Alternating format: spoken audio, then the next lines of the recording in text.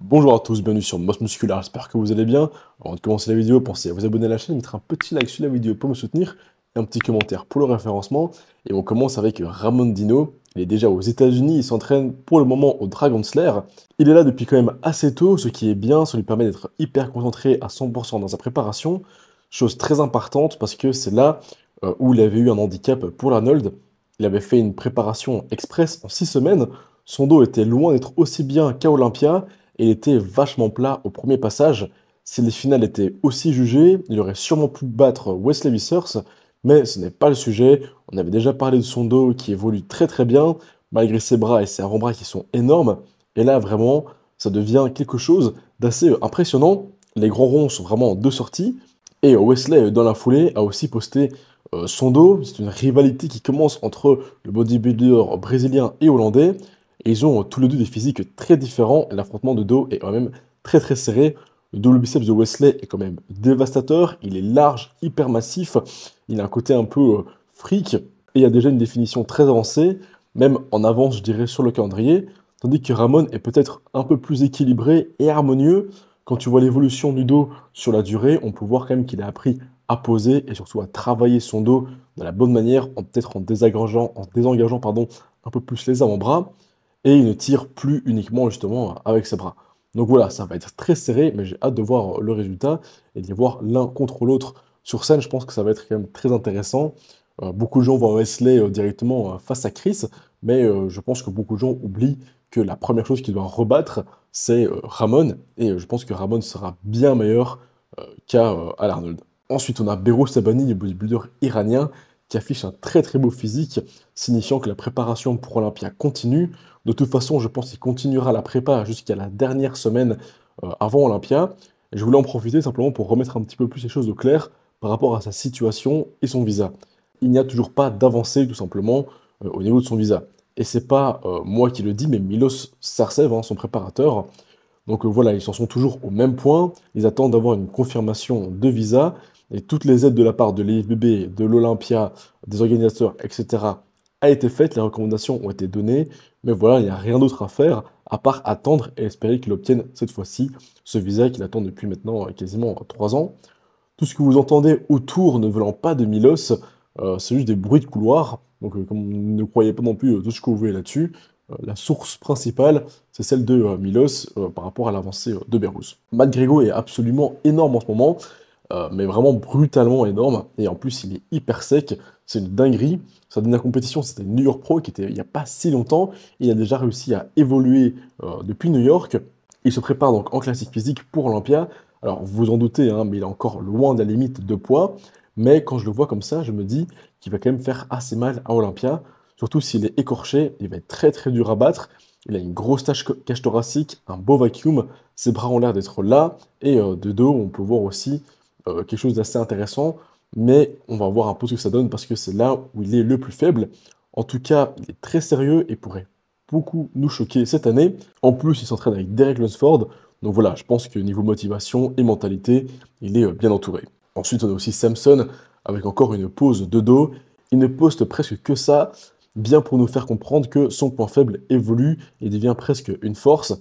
À 4 semaines, sa condition est extrêmement bonne. Ça continue de creuser très doucement, mais je suis déjà content de voir le sapin dans le dos et des stries dans les grands morceaux.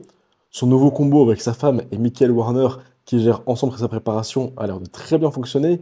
Michael, qui, de ce que je comprends, s'occupe plutôt du côté produit et analyse des prises de sang. Et apparemment, il aurait beaucoup aidé Samson à se sentir bien mieux en préparation. Il est moins agressif, moins stressé, en faisant diminuer ses niveaux de cortisol, donc qui sont liés au stress, c'est vraiment lié au stress, ce qui pourrait expliquer pourquoi Samson était aussi très souvent flotteux en fin de préparation, parce que voilà, si tes niveaux de cortisol sont trop élevés, à ce moment-là, tu peux faire de la rétention d'eau, et c'est très très dur de s'en débarrasser, surtout voilà, en fin de préparation.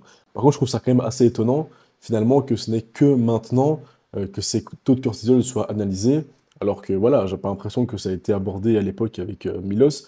On a travaillé 3 ans ensemble, et enfin, je sais pas pour moi à quel point ce genre d'éléments sont importants à être vérifié par un préparateur.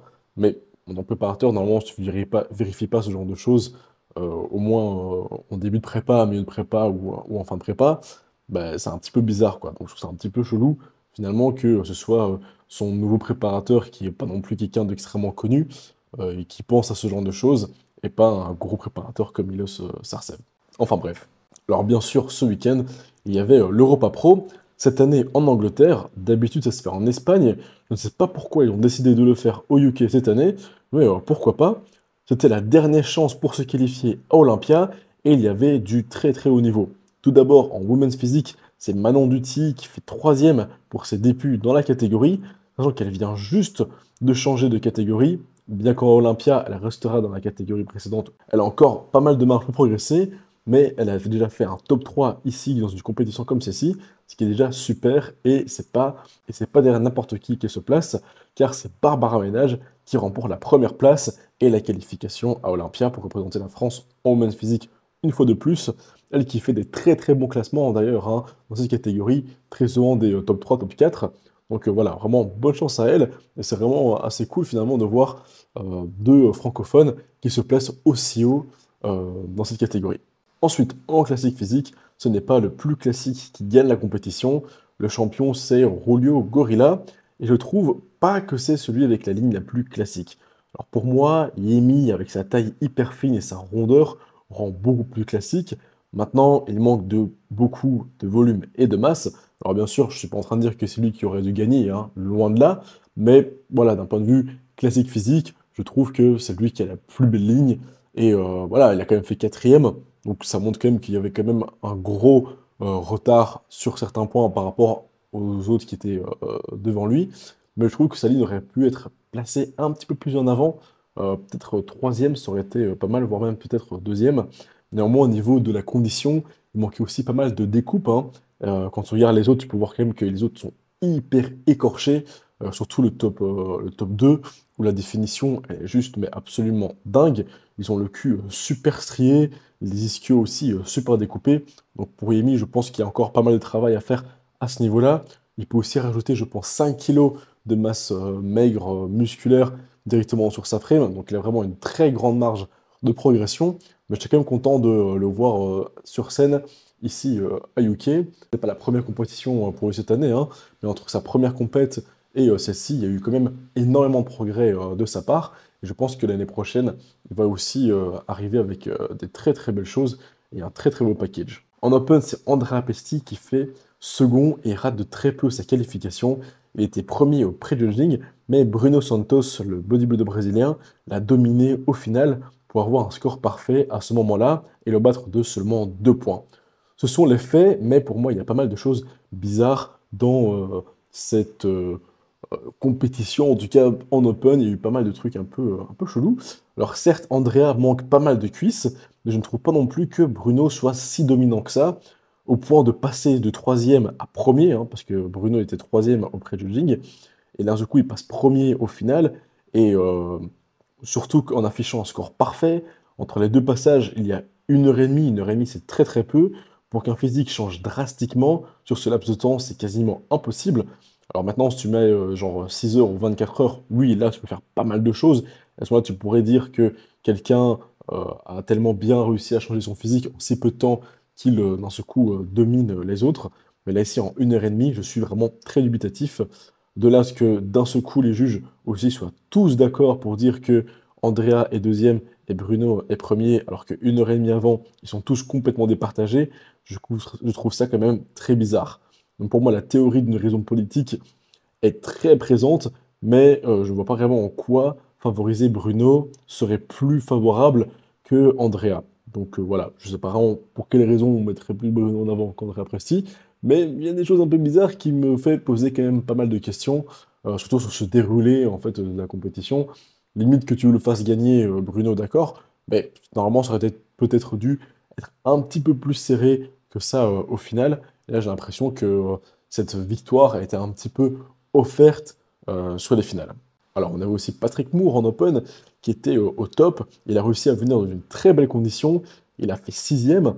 Bon, alors maintenant, voilà, il y a un manque de volume très important, malheureusement. il était le plus esthétique, mais on aurait presque dit un classique un peu balèze qui est face à des Open. Maintenant, il ne baisse pas les bras et il va continuer, il repart en off-season pour rajouter de la masse. Je suis un petit peu déçu pour lui, mais bon voilà, c'est le jeu, le volume en Open, c'est hyper important. Et ici, bah voilà, quand tu es sur une scène comme celle-ci avec quand même des autres gars qui sont plutôt bien conditionnés, tu ne peux pas gagner uniquement grâce à ta condition, mais voilà, si tu te fais complètement haute masse par les autres, bah, ça va se voir. Et malheureusement pour Patrick, les choses ont beaucoup avancé depuis l'époque où il était qualifié à Olympia, et je pense que pour le moment, il n'a plus du tout le niveau pour être vraiment compétitif en Open. En 212, c'est Mudzi Maluleke qui remporte la qualification Olympia, très clairement le plus massif et surtout celui avec le look le plus mature.